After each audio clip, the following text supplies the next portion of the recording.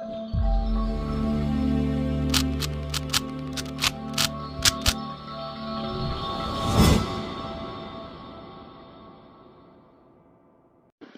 विद्यार्थी मित्रों, स्वागत है आपका आज के हिंदी विषय क्लास में।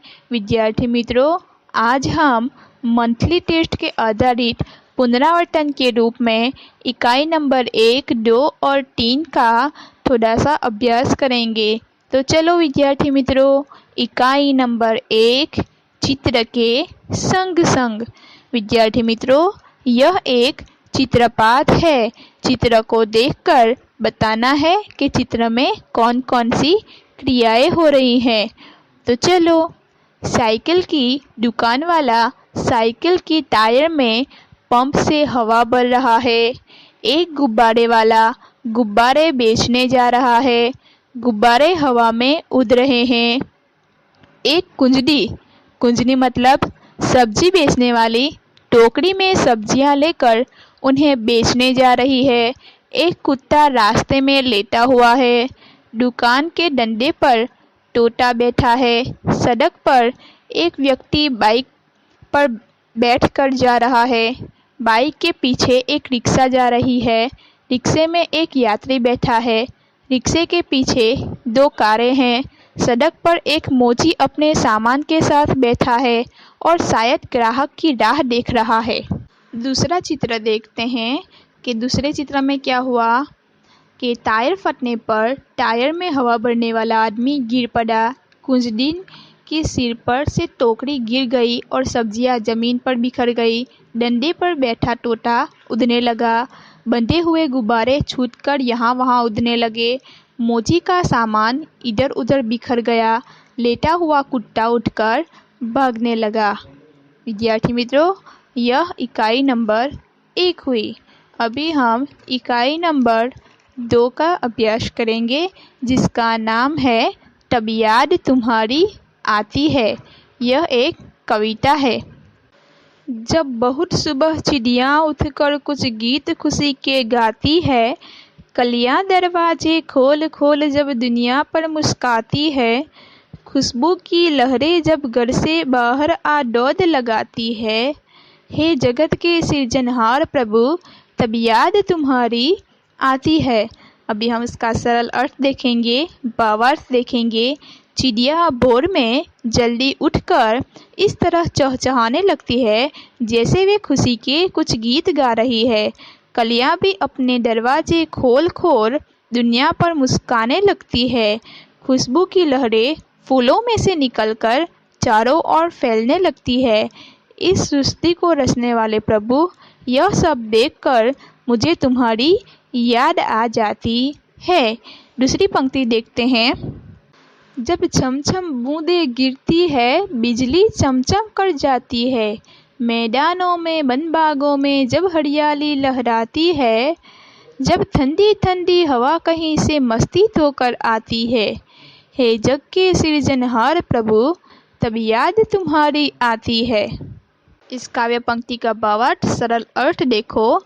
वर्षा ऋतु में छमछम कर वर्षा की बूंदें गिरती है और चमचम कर बिजली चमकती है। जब मैदानों, वनों और बागों में हरियाली लहराने लगती है, जब ठंडी ठंडी हवा भी पता नहीं कहाँ से अपने साथ ढेर सारी मस्ती उठाकर ले आती है, यह सब देखकर हे सृष्टि के रचने वाले प्रभु, हमें तुम्हारी याद आ जाती है। अभी हम इकाई नंबर 3 देखेंगे, जिसका नाम है कुत्ते की वफादारी। यह एक कहानी है। लाखा एक बंजारा था। वह अपने ऊँटों पर गांव का सामान लादकर शहर ले जाता था और शहर से मिश्री, दूध, मसाले आदि भरकर गांव में लाता था। इस प्रकार उसका लाखों का व्यापार चलता था। इसलिए लोग उसे लाखा बंजारा कहते थे। एक बार उसे अपने जो धंधा था, काम था, व्यापार था, उसके अंदर उसे मार खानी पड़ी। इसलिए वह गांव के सेठ के पास पैसा उधार लेने के लिए अपने कुत्ते को लेकर गया। सेठ रतनपुर का रहने वाला था। वह दूसरों की वस्तु गिरवी रखकर उन्हें ब्याज पर दंड देता था। सेठ ने लाखा बंजारे का कुत्ता गिरवी रखकर उसे बड़ी रकम उधार दी थी। सेठ दिल का अच्छा था और गुण की कीमत करना जानता था।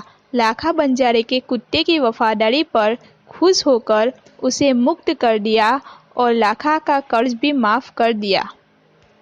लाखा बंजारे ने बिना सोचे समझे अपने कुत्ते की वफादारी पर संदेह किया। उसने कुत्ते के गले में बंधी वह चिट्ठी भी नहीं देखी जिसमें सेठ ने कुत्ते की प्रशंसा करते हुए उसे मुक्त किया था। लाखा ने जल्दबाजी में कुत्ते को मार डाला। बाद में चिट्ठी पढ़ने पर उसे बड़ा पछतावा हुआ, पर उसने कोई फ़ायदा होने वाला नहीं था। इसलिए कहा गया है कि वो पछताए हो क्या जब चिड़िया चुग गई खेत। विद्यार्थी मित्रों, ये तीनों इकाई का हमने पुनरावर्तन देख लिया है। मैंने आपको पेपर स्टाइल भेजी हुई है, उसके आधारित हमें प्रश्न पत्र के आंसर उत्तर कैसे लिखने हैं उसके बारे में थोड़ी सी जानकारी यहाँ पे बताऊंगी, तो ध्यान से इसे देखना। चलो, प्रश्न पत्र में हमें पहला प्रश्न पूछा जाएगा, निम्नलिखित विकल्पों में से सही विकल्प चुनकर उसका उत्तर लिखो। इसमें यहाँ पे मैंने उदाहरण के रूप में एक प्रश्न लिखा हुआ है, देखो, सुबह दुनिया पर कौन मुस्कुराता है। तो उसके 4 ऑप्शन भी दिए होंगे, उसमें से आपको सही उत्तर पसंद करके आंसर लिखना है। तो देखो ऑप्शन में क्या क्या है, तो पत्तियाँ, डालियाँ, कलियाँ, लहरें। तो जो भी आंसर आता है उसका हमें प्रश्न लिखकर आंसर लिखना है, ऑप्शन लिखने नहीं है। ऐसे 5 प्रश्न यहाँ पे पूछे जाएंगे, वो 5 प्रश्न लिखकर उसका उत्तर लिखना है। आगे देखो, ब, निम्नलिखित प्रश्नों के उत्तर लिखो। यहाँ पे उदाहरण के रूप में मैंने प्रश्न लिखा हुआ है, सुबह होते ही क्या क्या होता है। तो उसका आंसर देखते हैं, सुबह होते ही चिड़िया चहचहाती है, कलियाँ खिलने लगती है, खुशबू की लहरें फूलों में से निकलकर चारों ओर फैल जाती है। तो आप देखते होंगे कि यहाँ पे जो आंसर है उसके नीचे मैंने अंडरलाइन की हुई है।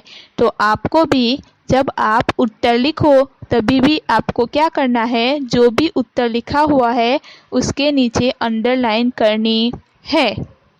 आगे का प्रश्न देखो, निम्नलिखित काव्य पंक्ति का बर्ट मीन्स सरल अर्थ लिखना है, वो भी आपको 5 गुण में पूछा जाएगा।